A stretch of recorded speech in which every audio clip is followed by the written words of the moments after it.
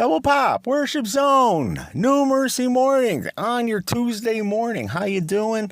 I'm Dave Double Pop back with you on your Tuesday, second day of the week, and made it past Monday. Go you. Look at you move right on through that week, being just as incredible as you are. So, you know the gig. We'll be in throughout the morning, talk some scripture, have a few laughs, tell a story. You never know what's going to come out of here. And so there's always something for everybody. So hang tight. There'll be something here for you as usual. And don't miss a single thing. And if you do, by some chance, you can listen to it again this afternoon on the Facebook group page so that you don't miss it. You can hear the replay of it, or 8 o'clock tonight. You can hear it then. You could be sitting around, with the BAM, saying, hey, I missed parts of New Mercy Mornings today. Let's catch up. Who knows? So maybe you might want to do that. So, Double Pop, Worship Zone, New Mercy Morning on your Tuesday. It is now 6 minutes past the hour. Double Pop, Worship Zone, New Mercy Morning on your Tuesday morning. It is 10 minutes to the hour, which means you know what that means. Of course you do. Scripture time because, well, what? Yeah, Jesus, right? Hebrews chapter 12, verse 1. Since we are surrounded by such a great cloud of witnesses, let us throw off everything that hinders and the sin that so easily entangles, and let us run with perseverance the race marked out for us. This life, right? This life just wraps us up in craziness. It is such a hard, long-running life that we lead here, okay? We run into beautiful parts of it, but we wrestle. And it's one of those things that I plan, I'm going to be discussing about prayer, and I'm kind of on a little thing about a prayer, praying, more for more good and kind of stop being as defensive as we are with prayer. But you see, the reason why I think we get defensive with prayer is because this life makes us defensive, okay? And it's easy to blame. It's easy to make excuses. It's easy to do all that stuff. It's the race we've been given. It's the race we've been given. This is what we've been given. We have to run it. We have to run it with that endurance. And we have to, as we encounter matters in this life, we have to throw away everything that keeps us wrapped up in sin. Hard to do. Really hard to do. It's a tempting world. The world's full of temptations. We're in them all every single day. What we do, what we see, how we act, how we talk, how we approach matters. None of this is easy in this world. This is an instigating world. This is a world that comes at you every day. It attacks. It really does. It attacks. You get up every day and you're headed for some kind of war. There's plenty of memes about it, aren't there? And it's so hard to navigate not sinning in a world that instigates us to sin everywhere we look. Just when we thought that we could get rid of something else comes up. It is so easy now to sin. Sin is like just, it's in the palm of your hand now. You don't even have to be around anybody anymore to be a big sinner.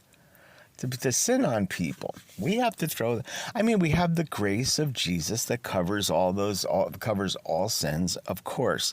But the thing is that we're supposed to be in a pattern where we're not repeating sin. And yet the temptations face us every day. The instigations face us every day. We have to work Jesus so deep into our hearts that he just shines in everything we do and fights off that sin That when people try to attack us, all they see is Jesus. And it goes down. When they come at you again, all they see is Jesus. And it goes away. Each corner of our life has to be lined with Jesus. And that's part of it. That's why it's so hard to persevere in this race. But having him is what keeps the sin away. Eventually, sin attacks you less and less. And all you see, well, eventually, obviously, when the more you get Jesus within you, the more spiritual warfare you get. Sometimes the devil will attack you harder for a good long while. But when people know that Jesus is ingrained as deeply into your life as he is, some people just back off. Some issues just go away. That's the way I want it. I remember having that feeling about 7-8 years ago for like almost a good solid year. That I felt so wrapped in Jesus that I felt untouchable to sin. Of course, you could still be, but it felt like sin was just never going to get the better of any situation I was in. I want to go back to that. I want that feeling again. That was a good feeling. Double Pop, Worship Zone, New Mercy Morning, Tuesday, 56 past. Double Pop, Worship Zone, New Mercy Mornings, 20 minutes to the hour, 40 past it. Hey, my favorite part of the morning and yours. Minor holidays, observances day, National Milk Chocolate Day, a day to eat sweet milk chocolate. Now remember, it's not chocolate milk day, it's milk chocolate day, so don't get the two confused. Yeah, I had a chunky bar last night. That's a sweet milk. My wife had some chunky bars. Don't know where she went and got those, but yeah, that was good. National Hamburger Day. Okay, hopefully some places have some specials out for a hamburger. I don't know if that includes cheeseburgers, but so Hamburger Day is today. So go put a burger on for sure. National Water Park Day. A day to go in the middle of the week and go to a water park. We got one or two around here. Water parks, they look like they're a lot of fun. I've never been to one, but they look like they're a lot of fun. And of course, the one that probably would resonate with me more than anything else today is National Soccer Day. And is it because I'm so head over heels for soccer? Well, I have had soccer in my life for as long as I can remember, okay? Probably the better part of the last 57 years or so, 56, 57 years. Yeah. Soccer was brought into my house by my older brother, and my father jumped on that, and a whole universe of soccer in our home was born. Soccer, to its credit, has given me a lot of wonderful things. My father, my brothers have made a life of soccer. My older brother has played and was a very high level player. Coached through many years, is a trainer for many players all over the world right now. And he's known for those things. My younger brother is still he's an assistant women's soccer coach. He has been coaching soccer for the last 30-something years at least. He was a wonderful goalkeeper. All he's ever wanted to do was have soccer in his life, and he has made bless his heart, he has made a wonderful career out of soccer, and he's gotten to do that all. My father, for his part, wound up in the Connecticut Soccer Hall of Fame for his efforts as an administrator, as a builder in the industry. He was president of Connecticut Soccer for 4 years, and started our soccer club. First took over our youth program, started our soccer club, and went from there. It happened so fast. It was to say it was meteoric in our house would be an understatement. It was like, one minute it sounded like, we were we started the soccer club right in the living room, and before you knew what was going on, he was the president of Connecticut Soccer. It seemed like a few hours later, but it was definitely happened very, very quickly. I have a very two-sided life with soccer. Okay, I was a coach, I was a referee, I was a player. I, to a degree, enjoyed all those things. My sporting interests lied elsewhere. I have a great deal of respect for soccer, and still enjoy to watch a good game every now and then. Know what's going on. Very educated in it. Let's just say that. But my love for it is not what the rest of my family's love for it was. Okay, but I owe a lot to it. I got to meet some of the most wonderful people because of it. People who are still in my life, people who have enriched me in more ways than I can count. I definitely developed a lot of personal skills as a result of soccer and being around people and having to do a lot of, helping my father do a lot of bidding for things. And I don't have a negative word for soccer. I really don't. It's one of those things that it's been in my life for a very, very long time. My love for it was not what everybody else's was, but I certainly enjoyed the life. I enjoyed the people. I got to do a lot of things that, I probably never would have done, and got to know people I probably never would have met. And I was very blessed for having it in my life. So anybody who's celebrating National Soccer Day today, bless you.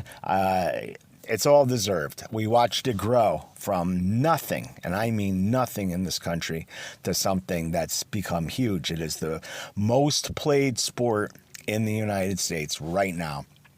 And we got to see it when we were playing on fields that were dust and dirt, and had to put together our own goals and beg for a little space from towns, to put a field on while they were concentrating on all the other sports. They say, people would hear soccer and you mean hockey or whatever you mean, that, and to try to explain what soccer was to a lot of people, it was very, very confusing. But we were there right in the beginning when we were just getting people to try playing it and giving it a shot. And now a lot of those people are soccer administrators themselves, and So to say I got the entire course of my life is essentially the history of the boom of American soccer in the United States would be an understatement. Got to see it all right from the beginning, and seeing it, right to the World Cup this year, and watching people who I never thought I'd ever hear talk about soccer. It was an amazing thing. Double Pop, Worship Zone, New Mercy Morning on Soccer Day. It's 47 after. Double Pop, Worship Zone, New Mercy Mornings on your Tuesday morning, 1:30 the hour. Does anybody have Outlook, like for an email? If you have Outlook, especially like in an office setting of some kind, Microsoft or whatever will send you at the word. Well, if you've ever noticed that one of the features to Outlook email is that people have the capacity to do a reaction to your email. I don't care to get a reaction to my email. I really get upset when someone gives me a reaction to and I don't give one to anybody else. I don't want a thumbs up or a thumbs down or whatever. I don't want any. And the reason being is because they send you like reaction thumbs up digest at 3:00 in the morning. Now, for people like me who are medical providers, the last thing we want to see is our email go off in the middle of the night, because there's oftentimes a call attached to it, a patient call attached to it. When you do your middle of the night checks on the weeks that I'm doing coverage, the last thing I want to see is my Outlook icon on my screen when I roll over to check to see what time it is. Because that drives me crazy. And if I see it and I turn it on, and usually it's something like Thumbs Up Digest. And if it's Thumbs Up Digest, I just really want to get upset with Microsoft and not deal with them ever again. But our company has that, and that's just the way it is, and whatever. And we're all kind of stuck with it. If anybody else is in this predicament, let me know. It irritates me knowing that, this thing might come up in the middle of the night. Other things that come up in the middle of the night through this thing, okay, are the clutter summary. I don't care, but it sends it to me at 2 o'clock in the morning. Okay. The send us a shout out for your coworker, 4 in the morning.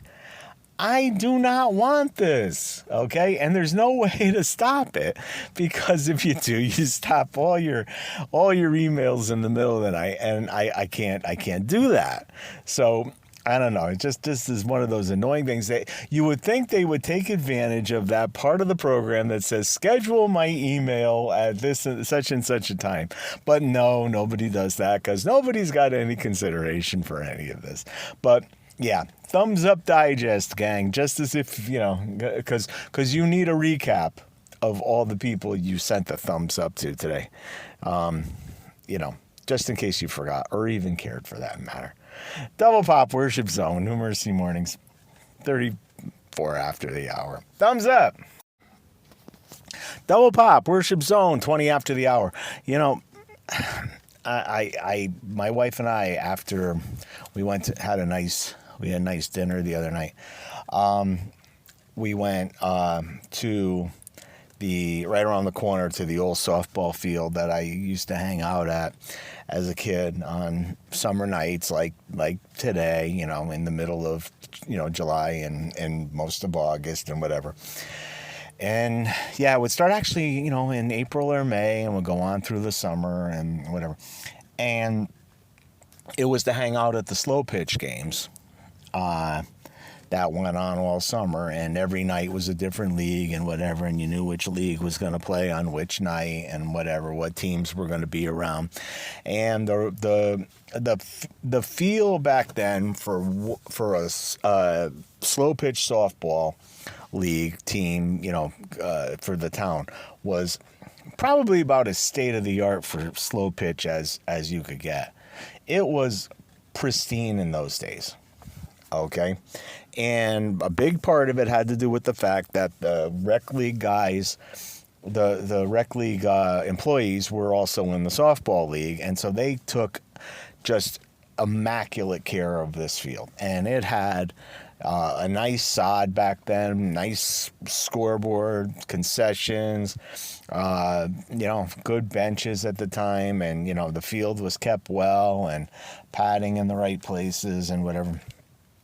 And the crazy thing is now, probably almost 50 years past that point, okay? In fact, yeah, a good 50 years anyway. The place is locked in time. It is exactly the way it was back then, only, showing its age, obviously, falling apart. But nothing has been done to this place in the 50 years that it's been there. And it's incredible. And I remember all the nights of being there. It was like a soap opera within itself, okay? There was drama between the teams, drama between, within a team, okay? Drama with family being at families would come and eat their dinner there and everything because, who had a 6 o'clock game and somebody was, their kids, came with a plate of food, and they all sat in the stands and they ate or whatever, whatever. It was really quite an event. There was a lot of people there just about every single night. And, and they put the lights on, and it was great. There was good games. Everybody knew everybody. There was no, it was no strangers there. Just a good vibe, but, it had its set of dynamics and drama and you name it. But the place right now looks and as I was there the other night with my wife, I'm looking at this place and I'm like, wow. It's like I don't feel like I missed a thing. And I mean, I have been back there plenty of times, but it's like I'm looking at it and I'm like, everything looks like it was just the way it was in the mid 70s. And you could feel the conversations and the kind of dynamics and situations that were going on. You just could look at some place and say, I remember this, I remember that, I remember this other thing. One of the hard things it was for me to get adjusted to the other night, though, we went and walked around this place and whatever, just to examine, what looked like what. My old scoreboard was long gone. However, the brackets for it are there, and the outfield is all grown in. That hasn't been cared for. There's been no trim back of any of the brush or anything like that. It's just all in fact, an outfielder might have to fight a tree for a home run ball if they went and tried to rob a home run. But what bugged me was I looked over the fence and there was softballs, a good amount of them. And I got to thinking, like, when we were kids, there was no way a ball would have ever lived in those woods, okay? Because we would have gone and got that ball. And if they didn't want it anymore, we took it home or whatever, or we would just comb through the woods a lot of times, come out of there with like 6 or 7 softballs that had wound up back there that nobody had rescued or whatnot. Now, there they were, plain as day. Nobody went and got them. And I'm like, these things are definitely more than a few dollars a piece, okay? And I'm thinking to myself, man, as a kid, a ball was everything, okay? You got a ball, you got a softball, a baseball, a basketball, whatever, okay? You got a ball, you were, everything was great. It was a good world if you had gotten a new ball of some kind in whatever sport you were playing, okay? And you were grateful for it. I said, and I was grateful. We were all grateful because we couldn't go to our parents and say, hey, oh, give me another $5, okay, because we need a new ball. Okay, and that was part of the reason why probably none of these balls ever went rescue. The parents are like, oh, no, I don't want you crawling around in those woods and whatever, and you might get cut, and you might get poison ivy, and you might get getting a ball. No, here's a few dollars. And it's like, how much has the world changed, right? Or we'll go get you a new one, all right? Or we'll put out $10 and we'll get another one or whatever. I just can't imagine this. I wasn't gonna let this go by. Okay, I just was not gonna let this go by. My wife could see I was irritated by this. All right, and I mean, call me an old what or whatever, but I was like, man, you're letting a ball go. I went into the woods there, over the fence and into the woods, and I rescued every ball I could find. Threw them all back into the field. Took them home. If anybody wants a ball, they can have them. But I was just not going to let this go. And it's, to me, it was like a symbol of the change in times, okay, that we don't have the respect for something like that. We're missing out on something, that we've taken something for granted now. Because a ball was something you didn't take for granted back in the day. Ball, we could lose a ball, went down the sewer, fell apart, whatever. Okay, played with it enough, it fell apart. Now, they fall apart even faster, but still, I don't know. Times have changed.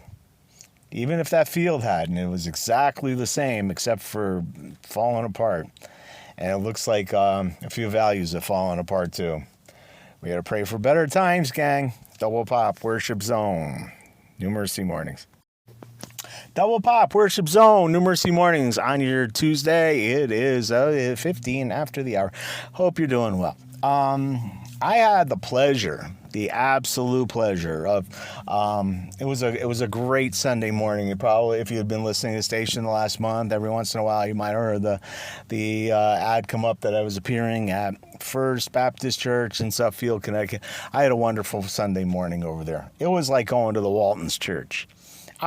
When I walked out of there on Sunday afterwards, it was that warm Sunday feeling and whatever, and you're like in the meadow. And it reminded, and it was a little hot and sunny and everything. And I had my Bible in my hands, and I felt like I was walking out of the Baptist church that I walked out of for the first time on a Sunday in the middle of the summer and a hot day. And good thing this place was air conditioned, because the first Baptist church I ever went in was not air conditioned. Everybody's in there sweating away and whatever. This place is several hundred years old. It is a First Baptist Church in Suffield. Supposedly 20 other churches or something have spawned off of this church. It is a beautiful, beautiful spot. And it reminded me of like I said, the Waltons Church, but it is like several hundred years old.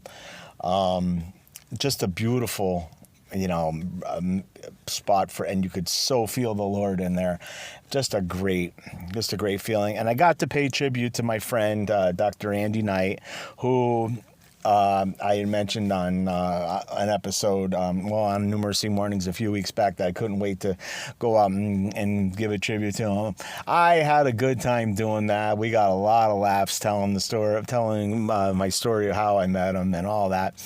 And I'm going to play it at some point when he sends me the audio portion of it all.